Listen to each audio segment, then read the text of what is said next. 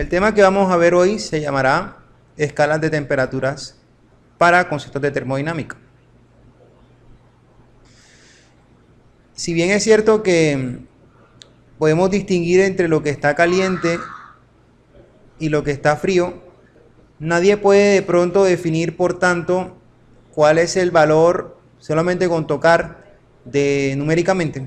Cuánto puede estar esto caliente o cuánto puede estar frío, dependiendo de nuestras sensaciones. Y es porque precisamente el concepto de caliente, frío, tibio, congelado es muy subjetivo. ¿Me entienden lo que quiero decir ahí? O sea, es como muy de opinión de cada quien. Entonces resulta que por esa condición particular es que la temperatura es un concepto que ayuda precisamente a interpretar cuantitativamente estas condiciones cualitativas, que como bien dije pueden ser muchas más: tibio, congelado, ¿cómo? Hirviendo, sí, puede ser otro más. ¿Alguien más se le ocurre otro? De pronto puede ser también cuando alguien está sofocado, o sufre un bochorno. Pero no es que pase pena, no, sino que también en confort térmico el bochorno es cuando tienes, o sea, tú tienes una temperatura, pero igualmente hay una humedad relativa que está muy alta. Entonces eso es lo que tú percibes, es como una sensación de calor, pero tú sabes que la temperatura está bajita. Entonces eso es lo que se le conoce como bochorno. Bien.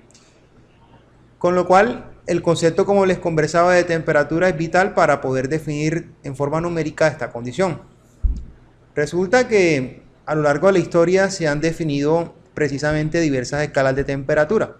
Las primeras que nacieron fueron precisamente las asociadas a una persona que era astrónoma apellido Celsius y uno que se dedicaba a la metrología con apellido Fahrenheit.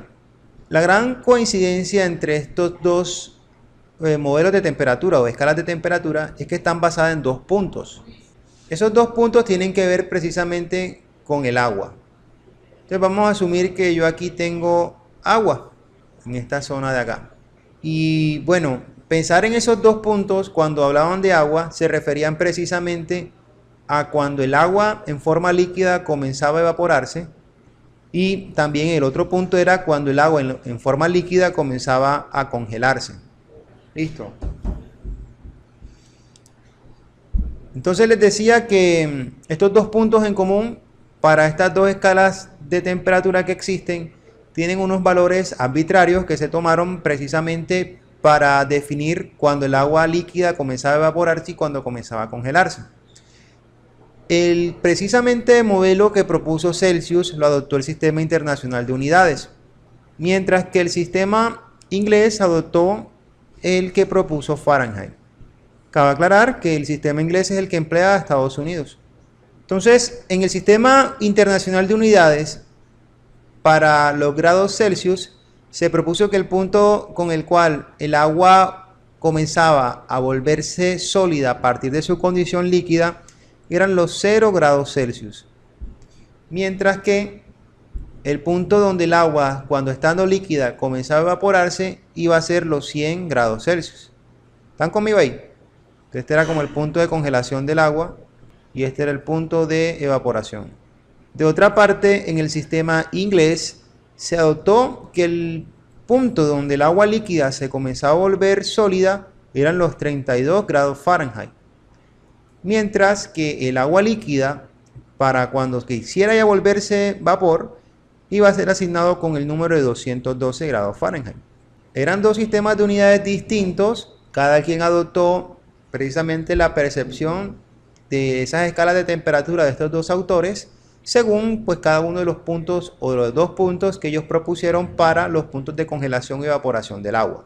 Entonces aquí voy a poner así como que se estuviese evaporando, por acá, de esta manera, y más acá colocaré como si estuviese volviendo hielo. ¿Están conmigo? Sin embargo, la comunidad científica decidió proponer otros criterios de escalas de temperatura que no dependieran de una sustancia como el agua. Fue ahí como nació las escalas absolutas o escalas termodinámicas de temperatura. En este caso particular,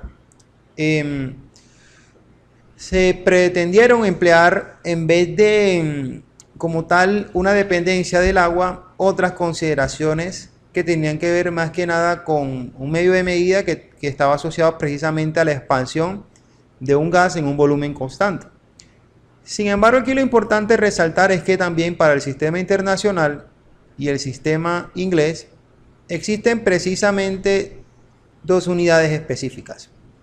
En el caso del sistema internacional se adoptó la unidad del Kelvin en honor precisamente a Lord Kelvin. Y de otra parte, en el sistema inglés se adoptó el sistema de unidades Rankine, que fue un profesor que en Estados Unidos aportó mucho a la termodinámica. Entonces, en este caso del Kelvin, es común relacionarlo directamente en su escala internacional a su símil, que hace referencia también a la temperatura, pero que depende del agua. ¿Cuál de los dos depende en el sistema de temperaturas del agua? Precisamente el sistema internacional. Miren que aquí dice que es Celsius, ¿sí lo ven? Entonces, por tanto, aquí el Kelvin estará muy directamente relacionado al Celsius. Y el Rankine, por otra parte, estará relacionado al Fahrenheit. Hay una forma precisamente de transformar Celsius a Kelvin o Kelvin a Celsius. La formulación matemática sugiere que si tú quieres transformar Celsius a Kelvin, la temperatura que vayas a buscar en Kelvin en base a Celsius, solamente tendrás que sumarle a esa en Celsius el valor de 273.15. Mientras que por otra parte, en el caso del Rankine a Fahrenheit o Fahrenheit a Rankine, existe también otra formulación. Hay algo particular, y es que a mí se me olvidó conversarles que existe una manera propia de transformar Celsius a Fahrenheit. Esa conversión, antes de continuar con el sistema inglés, en el sistema de rango grados Fahrenheit, la voy a colocar por acá. Es la siguiente: tú puedes transformar cualquier grado de temperatura que estén en este caso en grados Celsius a Fahrenheit si multiplicas 1.8 y le sumas a esto 32. Por último, pero no menos importante, en el caso del sistema inglés, para pasar de Fahrenheit a Rankine, se emplea la siguiente conversión matemática. Los grados Rankine tomados como grados Fahrenheit serán iguales solo si aquí le sumamos 459.67 a la temperatura que tengamos en Fahrenheit. En ingeniería, muchos cálculos en termodinámica, cuando precisamente se pasa de escalas relativas a absolutas, estos números que están aquí acompañando a esta suma se intentan redondear. Por eso es que es común verlo en los cálculos que se tiende a usar solamente 273 y no 223,15. Y en este caso de acá, en vez de usar 459,67, todo esto se aproxima a 460. ¿Me entienden lo que quiero decir ahí? Es como una manera de tú mejorar o aproximar tus sumas cuando estés haciendo las conversiones. Por último, pero no menos importante, es tener en cuenta de que tanto el Kelvin como el Rankine pues pueden convertir unos con respecto a otros. Siempre y cuando, voy a copiar esa conversión aquí, siempre y cuando la conversión precisa de Kelvin a grado Rankine tenga en cuenta la siguiente proporción.